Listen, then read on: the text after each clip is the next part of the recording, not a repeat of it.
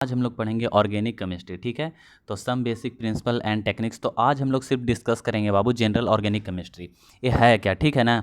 तो आपको यहाँ पे दिख रहा होगा, यहाँ पे बोहलर दिख रहे होंगे, वहाँ पे अमोनियम साइनाइड दिख रहा होगा। तो सबसे पहले हम लोग जानते हैं कि ऑर्गेनिक केमिस्ट्री का जो ऑरिजिन हुआ वो कैसे हुआ। ठीक है, तो आपको लग रहा हो कि ऑर्गेनिक केमिस्ट्री किससे बोलेंगे, तो सिंपल वे में आप बोल सकते हो कि organic chemistry is the chemistry of compound that contain the element of carbon. बस कार्बन एक ऐसा ऑर्गेनिक कंपाउंड या ऑर्गेनिक एक ऐसा सब्जेक्ट है जिसमें सिर्फ हम लोग कार्बन के बारे में पढ़ते हैं। ठीक है, जनरली कार्बन के बारे में ही पढ़ा जाता है। ठीक है, तो आप अगर डिफिनेशन लिखना चाहते हो तो मैं फिर से रिपीट कर देता हूँ, आप लिख लो। ठीक है, organic chemistry is the chemistry of compounds that contain the element carbon. ठीक है, अब यहाँ पे आप देख रहे हो, ठीक है, जैसे कॉल्ड ऑर्गेनिक केमिस्ट्री। ठीक है, तो इसका जनरल इंट्रोडक्शंस है। जैसे यहाँ पे देखो, यहाँ पे देखो, यहाँ पे एक मिनट में दिखाता हूँ। ये देखो, यहाँ पे जो आप देख रहे हो ना, इसका जनरल इंट्रोडक्शंस, जैसे कि इसमें क्या रहता है, डीऑक्सी राइबोन्यूक्लिक डीएनए। ठीक है, तो जब हम लोग ऑर्गेनिक केमिस्ट्री जैसे पढ़ते हैं तो ऑर्गेनिक केमिस्ट्री क्यों पढ़ते हैं भाई, उसमें क्या ही लॉजिक है, क्यों? क्योंकि जो ऑर्गेनिक केमिस्ट्री है जिसमें कार्बन है वो डीएनए में रहता है। जैसे यहाँ पे आप देख सकते हो, यहाँ पे देखो, ये जो डीएनए का स्ट्रक्चर मैं दिखा रहा हूँ, ये डीएनए। ठीक है, इसमें डीएनए पाया जाता है, प्रोटीन्स पाया जाता है। जैसे प्रोटीन्स मैं दिखाता हूँ आपको, यहाँ पे आप देख सकते हो प्रोटीन्स। ठीक है, देखो यहाँ पे जो आप देख रहे हो, यहाँ पे ये स्ट्रक्चर में यहाँ पे आपको दिखेगा ये प्रोटीन्स। ठीक है, तो कुछ प्रोटीन्स भी हैं। ठीक है, ये देखो, ये प्रोटीन्स है।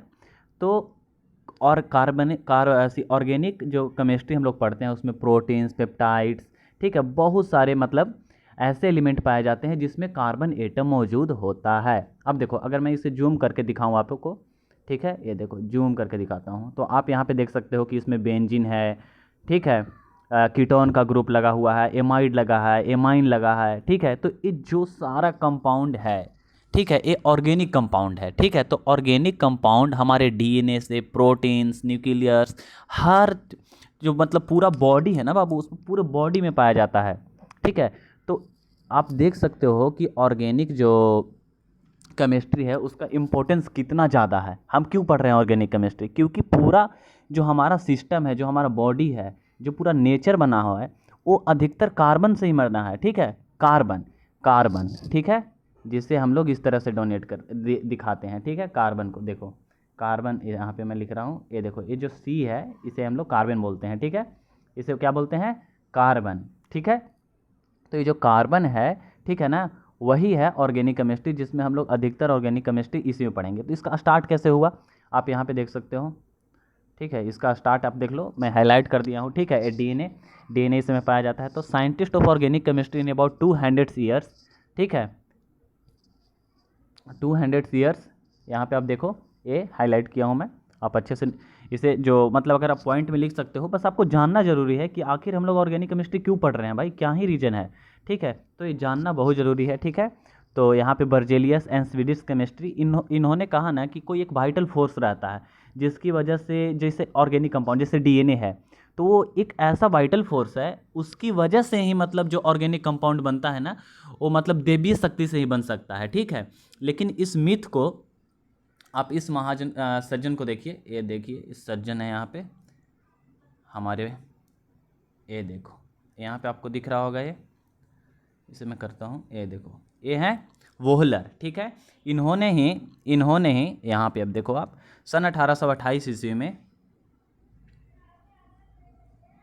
सन 1828 ईस्वी में इन्होंने क्या किया, इन्होंने, ये हैं वोहलर, इन्हें जो आप देख रहे हो ये हैं हमारे साइंटिस्ट हैं वोहलर। ठीक है, ये हैं वोहलर। तो वोहलर ने क्या किया, वोहलर ने किया ये, एक मिनट, ये थोड़ा सा, हाँ, ये हैं हमारे वोहलर। ठीक है, तो इन्होंने क्या किया कि अमोनियम साइनाइड लिया। ठीक है, अमोनियम साइनाइड को लिया और हीट किया, और हीट करने के बाद क्या हुआ कि एक यूरिया बन गया। अब यूरिया क्या है, तो यूरिया देखा गया कि यूरिया एक ऑर्गेनिक कंपाउंड है। तब इन लोगों को लगा ऐसा कि अरे ये तो मतलब लैब में भी बनाया जा सकता है। तो जो इनका मिथ था कि जो भी ऑर्गेनिक कंपाउंड बन रहा है वो वाइटल फोर्स यानी कि कोई देवीय शक्ति, कोई अद्भुत शक्ति है, इसकी वजह से बन रहा है, ऐसा बिल्कुल नहीं था। ये वोहलर नामक वैज्ञानिक जो थे, इन्होंने इसे लैब में संश्लेषित किया और बताया लोगों को कि ऐसा नहीं है कि कोई ऐसी शक्ति है जिसकी वजह से ही ये बन रहा है। ठीक है, फिर वोहलर थे उन्होंने इसे लैब में बनाया और इसे संश्लेषित किया और दिखाया कि ऑर्गेनिक कंपाउंड को उस तरह से भी बनाया जा सकता है। ठीक है, तो इन्होंने इस चीज़ को सिद्ध कर दिया। ठीक है, आप यहाँ पे नोट्स में लिख सकते हो, देखो नोट्स बना लेना कि जैसे ऑर्गेनिक कंपाउंड क्या हम लोग लिए, इनऑर्गेनिक कंपाउंड लिए, क्या लिए, अमोनियम साइनाइड। क्या हम लोग ले रहे हैं, अमोनियम साइनाइड। अमोनियम साइनाइड को ले रहे हैं और इसे हीट करने के बाद हमें क्या मिल रहा है, इसे हीट करने के बाद हमें मिल रहा है यूरिया। ठीक है, ये जो यूरिया है, ये यूरिया हमें यहाँ पे दिख रहा है। ठीक है, अमोनियम साइनाइड को लिया इन्होंने और इसे हीट किया और एक ऑर्गेनिक कंपाउंड बना दिया। ठीक है, जनरल इंट्रोडक्शन में हम लोग यही पढ़ते हैं। ठीक है, कि पहले हम लोग को ऐसा मिथ था कि नहीं कोई भी जो इनऑर्गेनिक कंपाउंड है वो इनऑर्गेनिक ही रहता है, और अगर कोई ऑर्गेनिक कंपाउंड है तो पहले से ही बना हुआ है, उसे दोबारा नहीं बनाया जा सकता है। लेकिन इस मिथ को वोहलर ने सन 1828 ईस्वी में इस मिथ को उन्होंने पूरी तरह से नकार दिया। ठीक है, ये मिथ जो था ये टूटा और फिर पता चला कि नहीं, ऑर्गेनिक कंपाउंड जो है ऐसे भी एग्जिस्ट करता है। ठीक है, उसके बाद कुछ और साइंटिस्ट आए। ठीक है, यहाँ पे मैं आपको दिखाता हूँ, आप इसे नोट रखना। ठीक है, ये आपके इन्फॉर्मेशंस के लिए अच्छा होगा। ठीक है, अब जैसे यहाँ पे देखो, ये देखो यहाँ पे कॉल्बे आए। कॉल्बे भी एक साइंटिस्ट हैं जो सन 1845 ईस्वी में, ठीक है, सन 1845 ईस्वी में इन्होंने मीथेन का संश्लेषण किया। ठीक है,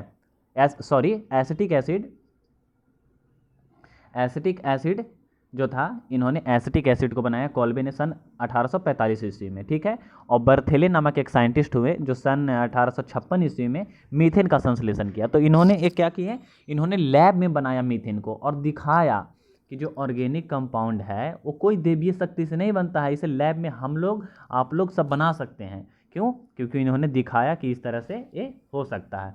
ठीक है, उसके बाद हम लोग यहाँ पे जनरल इंट्रोडक्शन हमारा ख़त्म होता है। उसके नेक्स्ट चैप्टर में हम लोग पढ़ेंगे जो ऑर्गेनिक 11th क्लास का एकदम एक्चुअल जो चालू होता है। ठीक है, उस ऑर्गेनिक केमिस्ट्री को हम लोग यहाँ उसके बाद से पढ़ने वाले हैं। ठीक है, तो मिलते हैं नेक्स्ट सेशन में और आपको बहुत मज़ा आएगा। ठीक है, तो यहाँ पे सिंपल आपको बस इतना याद रखना है। ठीक है, कि जो ऑर्गेनिक कंपाउंड होता है, ठीक है, ऑर्गेनिक कंपाउंड वो डीएनए में पाया जा सकता है, हमारे पूरे बॉडी में है, और बहुत सारे ऐसे मेटल या हैं जिसमें कि ऑर्गेनिक कंपाउंड पाया जाता है। और इस मिथ को वोहलर ने तोड़ा कि कोई भी इनऑर्गेनिक कंपाउंड से ऑर्गेनिक कंपाउंड बनाया जा सकता है। ठीक है, यही था हमारा जनरल इंट्रोडक्शंस। ठीक है, तो thank you so much watching for this video.